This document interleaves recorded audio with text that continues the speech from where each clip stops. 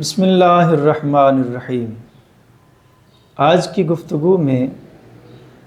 رمضان المبارک میں اخلاقی ترقی، اخلاقی رویوں میں تبدیلی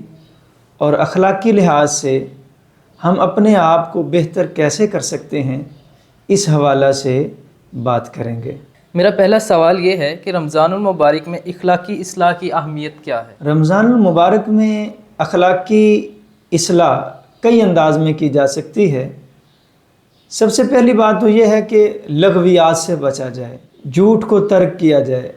ویسے تو جھوٹ ہر حال میں حرام اور ناجائز ہے، اس سے بچنا ہی ہے، لیکن رمضان المبارک اصل میں ہماری ڈائریکشنز کو درست کرنے کے لیے ہے۔ رمضان المبارک میں ہم نے اپنا وے آف تھنکنگ درست کرنا ہوتا ہے، اپنی ڈائریکشنز کو درست لائن میں لانا ہوتا ہے، اور اپنی طبیعت کو اسلامی تعلیمات کے ساتھ الائن کرنا ہوتا ہے۔ تو اسلام جن چیزوں کو ڈینائی کرتا ہے، رمضان المبارک ہمیں عملی پریکٹس کا موقع دیتا ہے۔ ہمیں لغویات سے بچنا چاہیے، جھوٹ فراڈ سے بچنا چاہیے، دھوکہ دہی والی باتوں سے بچنا چاہیے، بلکہ ہر وہ شے جو اسلام میں جائز نہیں ہے، ہر اس چیز کو ترک کرنا اور چھوڑنا رمضان المبارک میں، اس کی اگر ہم پریکٹس کرتے ہیں تو اپنی طبیعتوں میں بہتری لا سکتے ہیں، اپنی اخلاقی تربیت کر سکتے ہیں۔ اس کو آپ حدیث مبارکہ کے مفہوم سے یوں بھی سمجھ سکتے ہیں کہ جیسے کہا گیا کہ اگر کوئی روزہ دار لغویات اور اس طرح کی باتوں سے بچتا نہیں ہے تو اس کی مثال اس جانور کی طرح ہے جسے چارے سے دور باندھ دیا گیا ہو۔ تو ظاہر ہے وہ جانور دور بندھے رہنے کی وجہ سے کھا پی نہیں سکتا، لیکن اس کا روزہ تو نہیں ہے نا۔ اسی طرح رمضان المبارک میں صرف کھانا پینا چھوڑنا یہ اصل پریکٹس نہیں ہے۔ اصل پریکٹس یہ ہے کہ جو اللہ چاہتا ہے آپ وہ کریں۔ اللہ چاہے کہ آپ سارا دن کچھ نہ کھائیں پئیں تو ہم چھوڑ دیتے ہیں کھانا پینا روزے کی حالت میں، اور جب اسلام چاہتا ہے کہ ہم کھائیں پئیں، جیسے عید کے دنوں کے بارے میں حکم ہوا کہ یہ دن کھانے پینے کے دن ہیں، تو جن دنوں میں اللہ چاہتا ہے کہ ہم کھائیں پئیں تب ہم کھائیں پئیں۔ جب اسلام چاہتا ہے ہم نہ کھائیں پئیں اس وقت میں ہم نہ کھائیں پئیں۔ جب اسلام چاہتا ہے کہ ہم بات کریں تب ہم بات کریں۔ جب اسلام چاہتا ہے کہ ہم اپنے آپ کو کنٹرول کریں، ضبط کریں، غصے کے وقت میں کنٹرول کریں، جب کچھ کہہ سکتے ہیں تب بھی نہ کہیں تو اس وقت ہم اپنے آپ کو کنٹرول کریں۔ جب اسلام چاہتا ہے کہ ہم اپنے غضب کا اظہار کریں، جیسے دشمن کے سامنے ہے، حالت جنگ کوئی ایسی ہو تو اس وقت ہم اظہار کریں۔ گویا کہ مسلمان شتر بے مہار نہیں ہے کہ جو اس کے من میں آئے وہ کرتا چلا جائے، بلکہ مسلمان کی زندگی اسلام کے دائرہ کے اندر وہ خوبصورتی کے ساتھ اس کو ہمیں پرفارم کرنا ہے اپنی زندگی کے ایام کو، کہ جو رب چاہے ہم وہ کریں اور جو رب نہ چاہے وہ ہم نہ کریں۔ تو ہمارا یہی عمل چاہت کے مطابق کرنا اور چاہت کے خلاف نہ کرنا، یہ ہمارا رمضان المبارک کی اگر پریکٹس میں ہم اس چیز کو لے لیں تو ساری زندگی کو ہم خوبصورت بنا کے سنوار سکتے ہیں اور اپنے اخلاق کو بھی بہتر کیا جا سکتا ہے۔ رمضان المبارک میں اخلاقی رویوں میں تبدیلی کیسے ممکن ہے؟ رمضان المبارک میں اخلاقی رویوں میں جو تبدیلی ہے وہ بڑی آسانی سے لائی جا سکتی ہے۔ ویسے تو اخلاق سے متعلق نبی رحمت صلی اللہ علیہ وآلہ وسلم کا فرمان ہے، سل من قطعک واعفو عمن ظلمک واحسن الی من اساء الیک۔ اتنا خوبصورت فرمان ارشاد فرمایا، جو تجھ سے دور ہوتا ہے تو اس کے قریب ہو جا، جو تیرے ساتھ برائی کرتا ہے تو اس کے ساتھ اچھائی کر، اور جس نے تجھ پہ ظلم کیا ہے تو اسے معاف کر دے۔ اب یہ تین جملے ہیں جن میں اپنے ساتھ زیادتی کرنے والے کو معاف کرنا ہے، برائی کرنے والے کے ساتھ اچھائی کرنا ہے، اور جو دور بھاگتا ہے اس کا قرب تلاش کرنا ہے۔ نبی کریم صلی اللہ علیہ وسلم نے اخلاق سے متعلق یہ ارشاد فرمایا۔ اس سے قبل ہے کہ ایک بات اور بھی آپ سمجھ لیں کہ اخلاق ہوتا کیا ہے۔ ہم کہتے رہتے ہیں نا فلاں کا اخلاق بہت اچھا ہے، فلاں کا برا ہے، ایسے ہے۔ تو اخلاق اصل میں ہے کیا چیز؟ اخلاق خلق کی جمع ہے، اور خلق کہتے ہیں طبیعت کے بہاؤ کو۔ یعنی اگر کوئی ان ناؤن پرسن آپ کے ساتھ مس بیہیو کرے تو اس مس بیہیو کے نتیجہ میں رد عمل آپ کا کیا ہوگا، آپ کا لہجہ کیسا ہوگا، آپ کی گفتگو کیا ہوگی، اور اپنے ساتھ کسی کی زیادتی دیکھ کے آپ اس کے ساتھ ڈیل کیسے کرتے ہیں۔ اب وہ جو آپ کا طبیعت کا بہاؤ ہے، مطلب اچانک سے اگر کسی بندے نے آپ سے متعلق غلطی کر دی تو آپ اس کو کیسے ڈیل کرتے ہیں، یہ آپ کا اخلاق ہے۔ اچانک سے آپ جا رہے تھے، سامنے سے کوئی گاڑی آئی، حق آپ کا تھا گزرنے کا، وہ پہلے گزرا، یا کسی نے آپ کو گھور کے دیکھا، یا کسی نے آپ کی بات کا جواب آپ کی توقع کے خلاف دیا، اور وہ آپ کے جاننے والا نہیں ہے۔ ظاہر ہے جب جاننے والا ہوگا تو اس کا لحاظ تو ہر ایک کرتا ہے، وہ تو کوئی ظالم بھی ہو وہ اپنے سے بڑا کسی کو دیکھے گا تو اس کی زیادتی بھی برداشت کرے گا۔ وہ اخلاق نہیں ہے، وہ اس کی مجبوری ہے، وہ اس کا تعلق ہے، وہ اس کے معاملات ہیں۔ اخلاق یہ ہے کہ ان ناؤن پرسن کی مس بیہیو پر آپ کا رد عمل، آپ کا لہجہ، آپ کی گفتگو، آپ کا وے آف ٹاکنگ، آپ کی ڈیلنگ، اس وقت آپ کیا کرتے ہیں وہ آپ اندر سے آپ کے وہ کچھ نکلے گا۔ اگر آپ کے اندر ہمت ہے، حوصلہ ہے، برداشت ہے، صبر ہے، تحمل ہے، اچھائی ہے، آپ کی پازیٹیو تھنکنگ ہے، دوسروں کو آپ اچھا سمجھتے ہیں، تو اس وقت بھی آپ مسکرا کے اس بات کو برداشت کر جائیں گے اور اس کی غلطی کو معاف کر دیں گے، آپ اس کے ساتھ الجھیں گے نہیں۔ تو یہ آپ کا اچھا اخلاق ہوگا۔ اور اگر ایسا معاملہ ہوتے ہی آپ اپنے آپے سے باہر ہو جاتے ہیں تو اس کا مطلب یہ ہوا کہ آپ کی طبیعت میں ٹھہراؤ نہیں ہے، آپ کی طبیعت میں تحمل، برداشت اور بردباری نہیں ہے، اور آپ کسی کی بات کو برداشت نہیں کر سکتے، تو یہ اخلاق برا اخلاق ہو جائے گا۔ تو اخلاق میں جو تبدیلی لانا ہے وہ اپنے آپ کو پازیٹیو کرنا ہے، اپنا جو وے آف تھنکنگ ہے اس کو مثبت کرنا ہے، دوسروں کے لیے آپ نے اپنے کلام کو نرم کرنا ہے۔ تو آپ کی نرم گفتگو، آپ کا اچھا سوچنا، آپ کا اچھا بولنا، یہ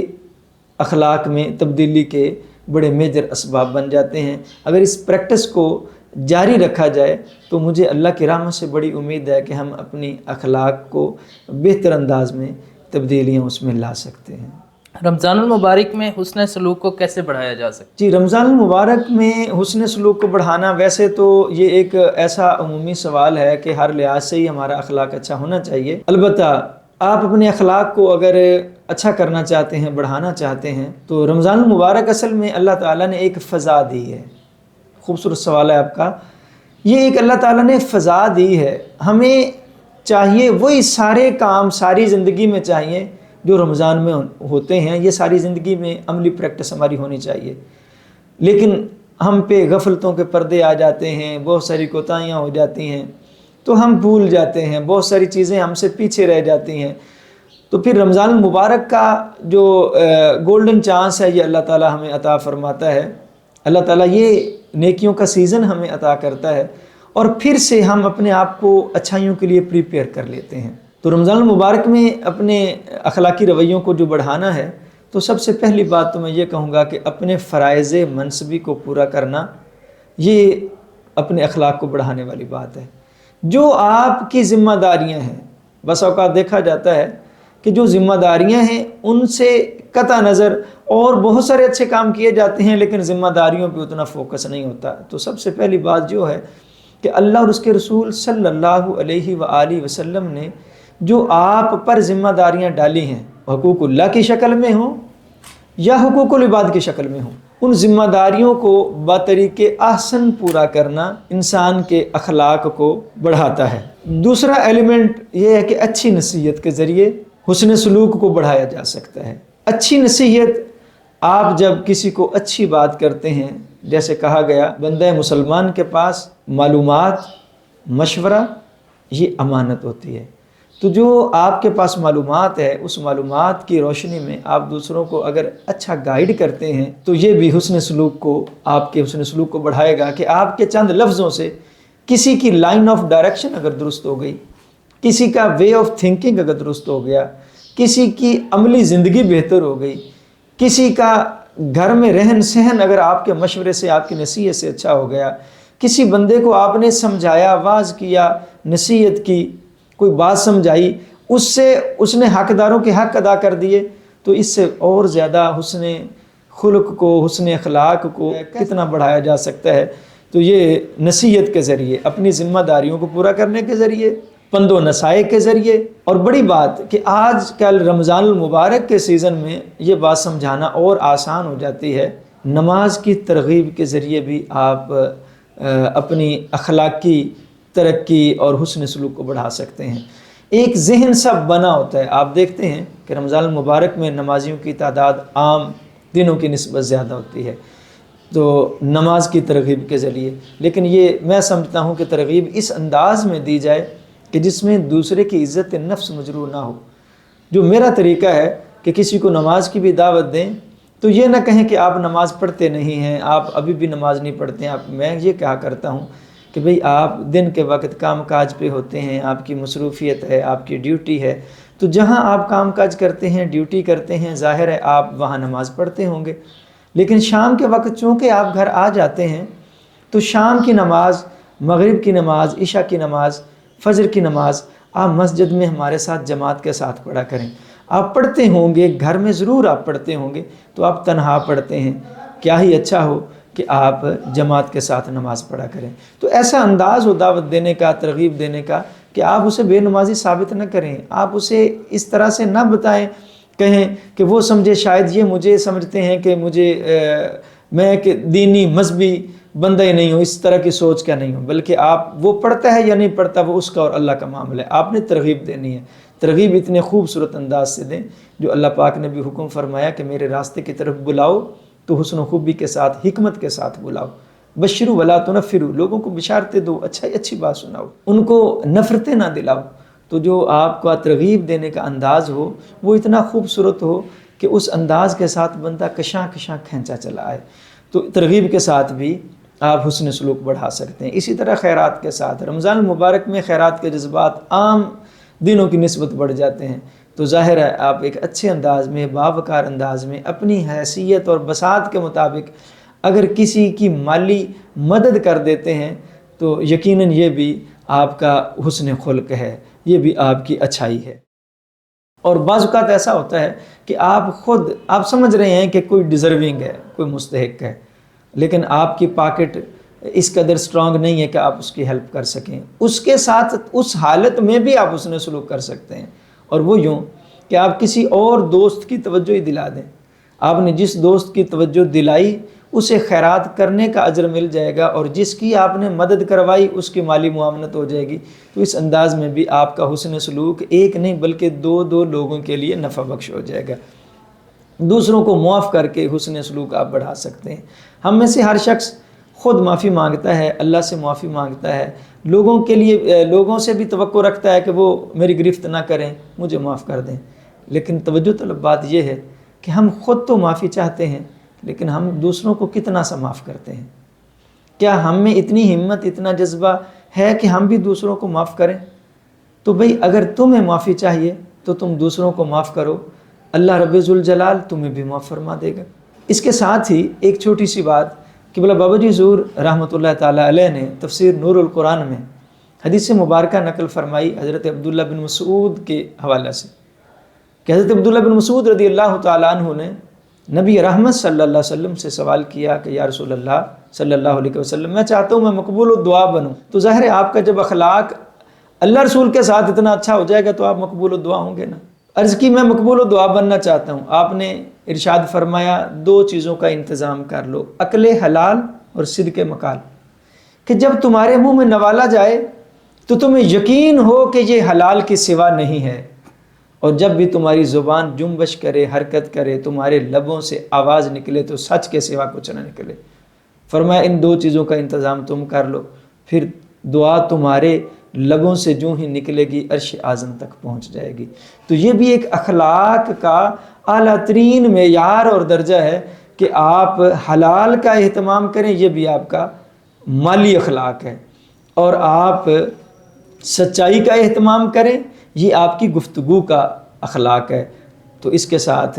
اپنی طبیعتوں میں ہم حسن خلق کو اور زیادہ اچھے انداز میں بڑھا سکتے ہیں۔ رمضان المبارک میں روحانی صفائی کے لیے کیا طریقے اپنائے جا سکتے ہیں؟ جی، رمضان المبارک میں روحانی ترقی، روحانی صفائی، من کا اجلا کرنا، اس کے لیے چند ایک پوائنٹس میں گوش گزار کرنا چاہوں گا، اور مجھے امید ہے کہ اگر ہم ان کو اپنائیں گے تو اپنے من کی صفائی کر سکتے ہیں۔ سب سے پہلی بات تو یہ ہمیں سمجھنے کی ضرورت ہے کہ عمومی ایک ہمارا رویہ ہے کہ مختلف اوراد و وظائف، چلے، وظیفے، ان کے ساتھ ہم سمجھتے ہیں کہ روحانی صفائی ہوتی ہے، من اجلا ہوتا ہے، روحانی ترقی ہوتی ہے۔ میں سمجھتا ہوں یہ ساری چیزیں اپنی جگہ درست ہیں اور ٹھیک ہیں، لیکن سب سے پہلے آپ اس چیز کو اپنی روحانی صفائی اور ترقی کا سبب بنائیں جو نبی رحمت صلی اللہ علیہ وآلہ وسلم نے ارشاد فرمائی ہے۔ ظاہر ہے روحانی صفائی اور روحانی ترقی یہ اللہ رب ذوالجلال کے قرب، اس کی رحمت اور قبولیت کا نام اس کو دیا جا سکتا ہے۔ تو نبی کریم صلی اللہ علیہ وآلہ وسلم نے جو ہمیں تعلیمات عطا فرمائی ہیں، ظاہر ہے ان تعلیمات کو فالو کرنے سے جو ہماری روحانی صفائی ہو سکتی ہے وہ اور کسی چلے وظیفے سے نہیں ہو سکتی، کیونکہ نبی رحمت صلی اللہ علیہ وسلم سے بڑھ کر تو کوئی ایسی اللہ کی مخلوق میں ذات ہے ہی نہیں جو روحانیت کے بلند ترین مقام پہ ہو۔ سب سے بلند ترین مقام روحانیت کا اللہ کی مخلوق میں نبی آخر الزمان صلی اللہ علیہ وآلہ وسلم کا ہے۔ تو حضور صلی اللہ علیہ وآلہ وسلم نے کیا ارشاد فرمایا ہے؟ تو ارشاد فرمایا خیر الناس من ینفع الناس، لوگوں میں اچھا تو وہ ہے جو لوگوں کے لیے نفع بخش ہے۔ تو جس بندے کو نبی کریم صلی اللہ علیہ وسلم اچھا فرما دیں، اس سے زیادہ روحانی ترقی والا، اس سے بڑا صوفی، اس سے زیادہ اجلے من والا کون ہو سکتا ہے؟ تو نبی کریم صلی اللہ علیہ وآلہ وسلم نے ارشاد فرمایا اچھا وہ ہے جو لوگوں کے لیے نفع بخش ہے۔ تو جو دوسروں کے لیے آپ جب نفع بخش بن جاتے ہیں تو آپ درجہ صوفیت پہ آ جاتے ہیں۔ دوسرے لفظوں میں یوں کہوں کہ آپ کی طبیعت سے، آپ کے وجود سے خیر نکلے، گویا جب بندہ سراپا خیر ہو جاتا ہے اور شر اس کی طبیعت سے ختم ہو جاتا ہے تو وہ بندہ صوفیت کے مقام پہ آ جاتا ہے۔ جب آپ کی طبیعت میں خیر ہی خیر ہو، جو بھی آپ سے منسوب ہو، متعلق ہیں، ان کو خیر پہنچے، آسانیاں پہنچیں، فائدہ پہنچے، نفع پہنچے، کسی کو آپ کے وجود سے نقصان نہ ہو، کسی کو کوئی گزند نہ پہنچے، کسی کو کوئی آپ کی وجہ سے تکلیف نہ آئے، تو پھر آپ یہ ایک بزرگ ہیں بقول کسے، وہ کہتے ہیں کہ جب آپ بے ضرر ہو جاتے ہیں تو یہ تصوف کی ابتدا ہے، اور جب آپ نفع بخش ہو جاتے ہیں تو یہ تصوف کی انتہا ہے۔ اس کو یوں بھی کہا جا سکتا ہے کہ آپ لوگوں کے لیے خوشی کا، آسانیوں کا سبب بنے، آپ کی وجہ سے لوگوں کے چہروں پہ ہنسی آئے، مسکراہٹ آئے، چہروں پہ اطمینان آئے، آپ کی وجہ سے کسی کو تکلیف نہ پہنچے۔ یا یوں بھی کہا جا سکتا ہے کہ اگر اتنا بلند معیار نہیں کر سکتے کہ آپ کسی کے لیے آسانیاں پیدا کریں تو پھر کم از کم یہ بھی نہ ہو کہ آپ کی وجہ سے کسی آنکھ میں آنسو آئے، یہ بھی نہیں ہونا چاہیے۔ اس لیے کہ نبی کریم صلی اللہ علیہ وآلہ وسلم کا فرمان ہے رشتہ داروں سے متعلق، ارشاد فرمایا جو بندہ یہ پسند کرے کہ اللہ اس کے رزق میں، اس کی عمر میں اور اس کے اچھے عمل میں برکت ڈال دے، اسے چاہیے کہ اپنے رشتہ داروں سے حسن سلوک کرے۔ تو رشتہ داروں سے حسن سلوک، ہمسایوں سے حسن سلوک، یہ آپ کی روحانی صفائی، روحانی ترقی کو بڑھا دیتا ہے۔ تو اسی طرح حضرت صاحبزادہ پیر محمد اظہر فرید شاہ صاحب دامت برکاتہم العالیہ، جو آپ نے کتاب لکھی تصوف کے موضوع پہ، نہج التصوف، اس میں ایک چیپٹر ہے دوائر محبت، محبت کے دائرے۔ اس میں قبلہ صاحبزادہ صاحب نے